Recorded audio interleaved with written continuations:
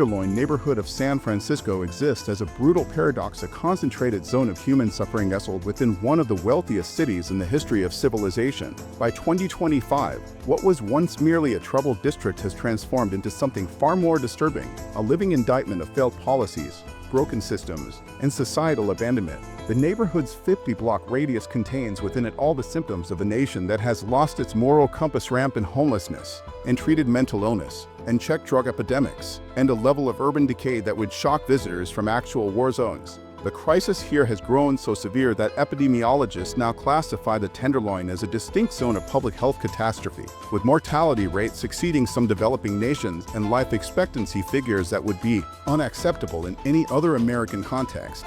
Yet what makes this tragedy particularly damning is that it unfolds daily against the backdrop of unprecedented regional wealth, with the glow of Silicon Valley's corporate campuses visible just miles away, their employees walking past human misery on their way to offices where they designed apps valued at billions. To understand the full scope of the Tenderloin's devastation requires walking its streets at different hours, each revealing new layers of the crisis. At dawn, the neighborhood stirs to life in a grim Britannian house emerging from tents and sleeping bags, some already lighting pipes to numb another day of survival, while city sanitation crews begin their Sisyphean task of clearing the previous night's accumulation of waste, used needles, and human excrement. By mid-morning, the sidewalks become obstacle courses for schoolchildren who have learned to navigate around unconscious bodies in drug deals conducted in broad daylight. Come afternoon, the few remaining social workers make their rounds, overwhelmed by demand, carrying clipboards with waiting lists for services that may take years to materialize. As night falls,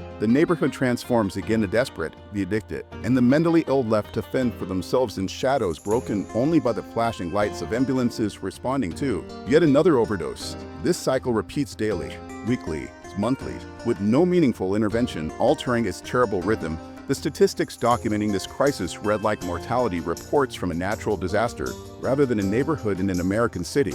In 2024 alone, the Tenderloin saw over 800 overdose deaths, more than per day, the vast majority involving fentanyl, the drug so potent that a dose the size of a few grains of salt can kill. The life expectancy for those living on these streets has plummeted to just 52 years, nearly 3 decades below the San Francisco average and on par with some of the world's most impoverished nations. Tuberculosis rates rival those seen in refugee camps, while untreated diabetes, gangrene, and septic infections routinely turn minor injuries into life-threatening conditions. The neighborhood accounts for nearly half of the city's emergency psychiatric holds, despite representing a tiny fraction of its population, with mentally ill individuals cycling endlessly between streets, emergency rooms, and jail cells without ever receiving meaningful treatment. Perhaps most damning of all is that over 90% of those living on Tenderloin streets were once housed San Francisco residents, disproving the persistent myth that the homeless population consists primarily of outsiders drawn to the city's services. The economic forces driving this catastrophe reveal the fundamental contradictions at the heart of modern American capitalism.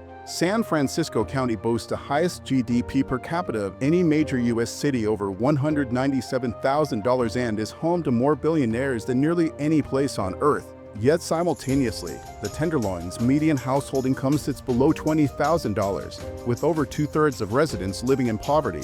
The average studio apartment now rents for $2,800 monthly, requiring an income of $112,000 annually to afford, an impossibility for the service workers, janitors, and home health aides who actually keep the city functioning. This economic apartheid manifests most visibly in the surreal contrast that define the neighborhood: luxury high-rises towering over blocks where people sleep in tents, Michelin-starred restaurants operating just doors down from soup kitchens, and tech workers stepping over human suffering on their commutes to offices where they design products used by billions. The Tenderloin has become a physical manifestation of America's widening inequality, where the fruits of economic growth are so unevenly distributed that the neighborhood essentially functions as an open-air warehouse for those the new economy has left behind. The roots of this crisis stretch back through decades of policy failures at every level of government. The 1980s saw California recklessly dismantle its mental health infrastructure without building promised community alternatives, flooding cities with untreated mentally ill individuals. The 1990s brought tough on crime policies that criminalized addiction and mental illness rather than treating them, filling jails with people who needed hospitals. The early 2000s witnessed the elimination of California's redevelopment agencies, stripping cities of their primary tool for affordable housing creation just as the first tech boom began driving prices upward. By the 2010s, the combination of exploding tech wealth and stagnant wages for service workers created impossible housing pressures, with the Tenderloin becoming one of the last neighborhoods where the working poor could cling to. Housing. The COVID-19 pandemic then acted as an accelerant, disrupting jobs, overloading shelters, and supercharging the fentanyl crisis, pushing street homelessness to previously unimaginable levels. Each of these policy failures layered upon the last, creating the perfect storm that now engulfs the neighborhood. What makes the Tenderloin suffering particularly unconscionable is that solutions exist, they are simply not being implemented at the necessary scale. The Housing First model, proven successful everywhere from Helsinki to Houston, demonstrates that providing permanent housing without preconditions actually reduces costs by keeping people out of emergency rooms and jails. Comprehensive mental health and addiction treatment, when made truly accessible rather than hidden behind endless waitlists, has been shown to stabilize even the most troubled individuals. Economic policies like living wage requirements, rent control, and community land trust could prevent the working class from being priced out of existence. Yet these solutions remain politically unpalatable in a city where wealthy homeowners routinely block affordable housing projects and where corporate interests dominate policymaking. The result is a patchwork of underfunded programs and temporary fixes that never address root causes, leaving the Tenderloin trapped in an endless cycle of suffering. The moral implications of this crisis extend far beyond San Francisco. The Tenderloin represents what happens when a society abandons its most vulnerable members, when mental health care is defunded, when housing becomes a speculative commodity rather than a human right, when wealth is hoarded rather than reinvested in communities. If such suffering can persist in one of the world's richest cities, what does that say about our collective priorities? How can a nation that prides itself on innovation and prosperity tolerate conditions that shorten lives by decades just miles from its centers of power and wealth? The Tenderloin's agony forces us to confront uncomfortable truths about who gets left behind in modern America and whether we have the courage to build systems that lift people up rather than discard them.